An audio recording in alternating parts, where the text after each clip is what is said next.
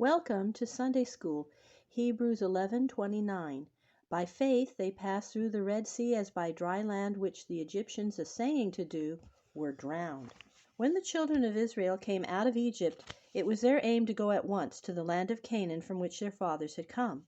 The shortest road was that following the shore of the Great Sea and entering Canaan on the southwest. But in this region lived the Philistines, a strong and warlike people, and the Israelites, after ages of slavery, were not fit to carry on war. The only way was by the southeast, through the desert of Mount Sinai, where Moses knew the land, for it was there he had been a shepherd for many years. So the Israelites, led by the pillar of cloud and fire, turned to the southeast, directly toward the Red Sea, which rolled between them and the desert. In a few days they came to the shore of the sea, with the water before them and high mountains on each side. As soon as the Israelites left their homes and were on the march, King Pharaoh was sorry that he had let them go, for now they would no more be his servants and do his work. Word came to Pharaoh that the Israelites were lost among the mountains and held fast by the sea in front of them. Pharaoh called out his army, his chariots, and his horsemen, and followed the Israelites, intending either to kill them or to bring them back.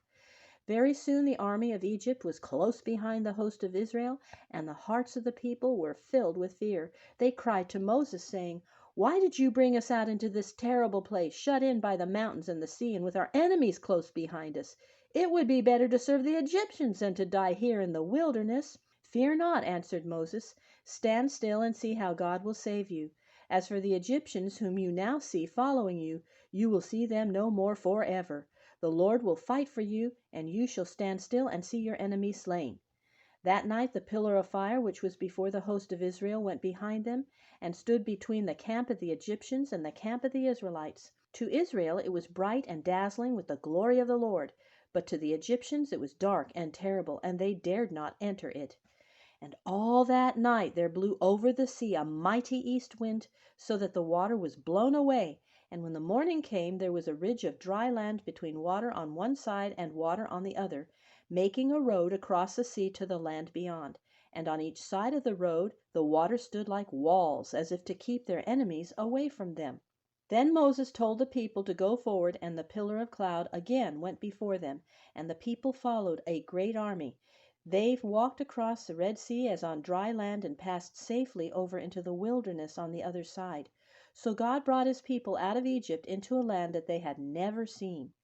When the Egyptians saw them marching into the sea, they followed them with their chariots and their horses. But the sand was no longer hard, it had become soft, and their chariot wheels were fastened in it, and many of them broke off from the chariots. And the horses became mired and fell down, so that the army was in confusion, and all were frightened. The soldiers cried out, "Let us fly from the face of the Israelites! The Lord is fighting for them and against us." By this time all the Israelites had passed through the Red Sea and were standing on high ground beyond it, looking at their enemies slowly struggling through the sand, all in one heaped up mass of men and horses and chariots. Then Moses lifted up his hand, and at once a great side of water swept up from the sea on the south. The road over which the Israelites had walked in safety was covered with water, and the host of it, Pharaoh, with all his chariots and his horses and their riders, were drowned in the sea before the eyes of the people of Israel. They saw the dead bodies of the Egyptians tossed up by the waves on the shore. Moses wrote a great song, and all the people sang it together over their great victory, which God had wrought for them. It began thus: "I will sing unto the Lord, for he hath triumphed gloriously. The horse and his rider hath he thrown into the sea. The Lord is my strength and song, and he is become my salvation." And now the people of Israel were no longer in a level land with fields of grain and abundance of food and streams of water. They were in the great desert, with a rocky path under them, and mountains of rock rising all around, with only a few springs of water, and these far apart. Such a host of men and women and children with their flocks would need much water, and they found very little. They saw in the distance some springs of water, and ran to drink of it, for they were very thirsty. But when they tasted, they found it bitter, so that they could not drink. Then the people cried to Moses, and Moses cried to the Lord, and the Lord showed Moses a tree, and told him to cut it down and throw it into the water. Moses did so, and then the water became fresh and pure and good, so that the people could drink it. This place they named Mara, a word which means bitterness, because the water which they found there. After passing Mara, they came to another and more pleasant place where they saw 12 springs of fresh water and a grove of 70 palm trees around them, and there they rested under the cool shade. But soon they were in a hot desert of sand which lies between the waters of Elim and Mount Sinai, and again they were in great trouble, for there was no food for such an army of people. Then Moses called upon God, and the Lord said, I will rain bread from heaven upon you, and you shall go out and gather it every day. The next morning, when the people looked out of their tents, they saw all around the camp on the sand little white flakes like snow or frost. They had never seen anything like it before, and they said, just as anybody would say, What is it? In the language of the Israelites, the Hebrew language, what is it, is the word manhu. So the people said to one another, Manhu, manhu. And this gave a name afterward to what they saw, the name manna. And Moses said to them, This is the bread which the Lord has given you to eat. Go out and gather it as much as you need, but take only as much as you need for today, for it will not keep, and God will give you more tomorrow. So the people went out and gathered the manna. They cooked it in various ways, baking it and boiling it, and the taste of it was like wafers flavored with honey.